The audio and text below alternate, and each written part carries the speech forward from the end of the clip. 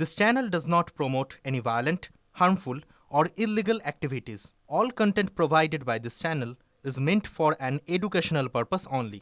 আমি কোনো নতুন তথ্য তো আবিষ্কার করে এখানে আসিনি।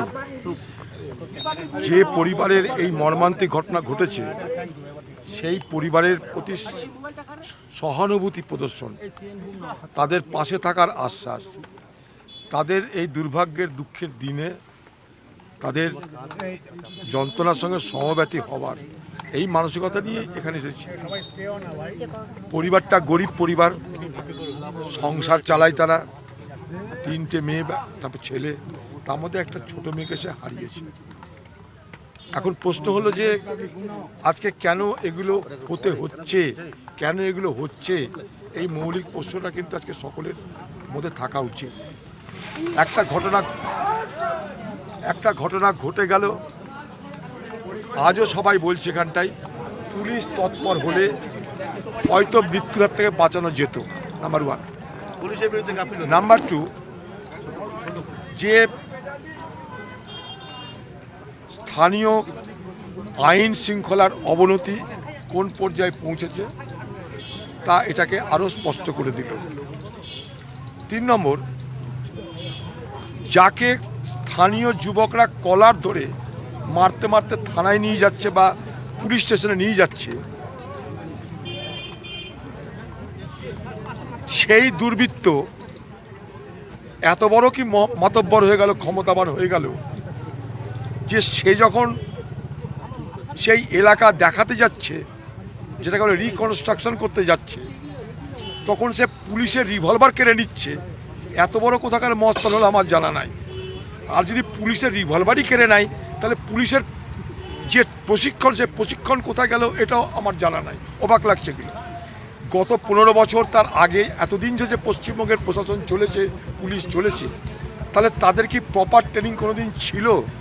যদি থাকতো তাহলে ওরকম ভ্যানওয়ালা এই উল্লুখোর মাদকখোর একটা বাচ্চা মেয়েকে যে ধর্ষণ করে খুন করতে পারে, তাদের এত বাহাদুর তারা যে স্থানীয় একটা ছেলে তাদেরকে কলার ধরে নিয়ে যাচ্ছে পুলিশের কাছে, সে হঠাৎ করে এত বাহাদুর হয়ে গেল, পুলিশের রিভলভার কেড়ে নিয়ে গুলি চালিয়ে দিল। এত বড় বাহাদুর কী করে হয়ে গেলো আমার মাথায় ঢুকছে না। তাহলে কি পুলিশের প্রপার ট্রেনিং নেই বাংলায়? যদি প্রকৃত কোনো টেরোরিস্ট আসে, সন্ত্রাসবাদী আসে, মনে করুন জৈশে মোহাম্মদ বা লস্করি তৈবা যদি কেউ আসে, তাহলে এই পুলিশ কোথায় যাবে এটা একবার ভেবে দেখুন। পুলিশের রিভলভার কেড়ে নিচ্ছে, সেখানে পুলিশ একা নেই, পুলিশের সঙ্গে অনেক পুলিশ আছে যারা সেই ঘটনাটা পরিদর্শন করতে যাচ্ছে, সেটাকে রিকনস্ট্রাক্ট করতে যাবে, অর্থাৎ কেমন করে ঘটনা ঘটেছিল তার তদন্ত করতে যাচ্ছে। সেখানে এক ভ্যানওয়ালা আছে চুল্লুখোর মাদকখোর, যে ধর্ষণ করে খুন করেছে, সে রিভলভার কেড়ে নিল, আবার গুলিও চালালো, পালাতেও গেল, পুলিশে গুলি করতে হলো। পুলিশ কোথায় আমাদের? অথচ সেই লোকটাকে খালি হাতে একটা যুবক দেখছি টিভিতে ধরে নিয়ে যাচ্ছে থানাতে। বলুন, সে স্বীকার করছে মারের আগেই। তাহলে আজকে পশ্চিমবঙ্গের পুলিশটা কোথায় আছে বলুন আমাকে? এই পুলিশ যে কী করে পশ্চিমবঙ্গের আইন শৃঙ্খলা রক্ষা হবে, এটা আমার কাছে একটা বড় প্রশ্ন। এখন মুখ্যমন্ত্রী আসছেন, মুখ্যমন্ত্রী বলছেন, মুখ্যমন্ত্রীর কথায় এলাকার মানুষ খুশি হচ্ছে, মুখ্যমন্ত্রীর কথাতে এলাকার মানুষ ভরসা রাখছে, এটা খুব ভালো কথা। কিন্তু পাশাপাশি আজকের পুলিশ, সেই পুলিশের দুরবস্থাটা কিন্তু চোখে আঙ্গুল দিয়ে দেখিয়ে দিল। আমি আরেকটা কথা বাংলার মুখ্যমন্ত্রীর কাছে আমি দাবি করব, আবেদন করব, যে অপরাধী যে তাকে যেন শনাক্ত করা হয়।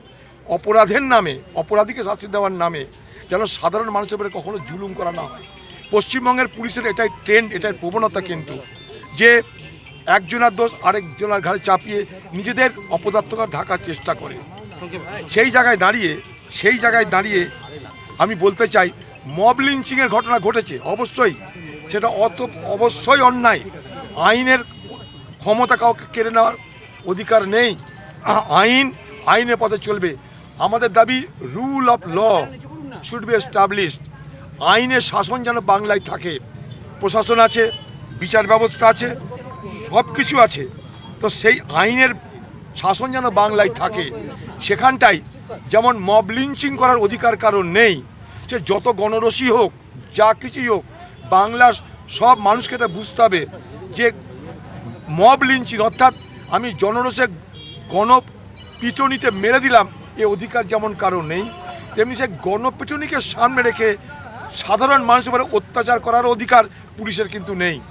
এখানে গণপিটুনির বিরুদ্ধে অভিযানে পুলিশ প্রশাসন যেভাবে সন্ত্রাস সৃষ্টি করেছে, তাতে মুখ্যমন্ত্রীর ভাবমূর্তি যেটা তৈরি হচ্ছে সেটা কিন্তু ধাক্কা খেতে পারে বলে আমি আশঙ্কা প্রকাশ করছি।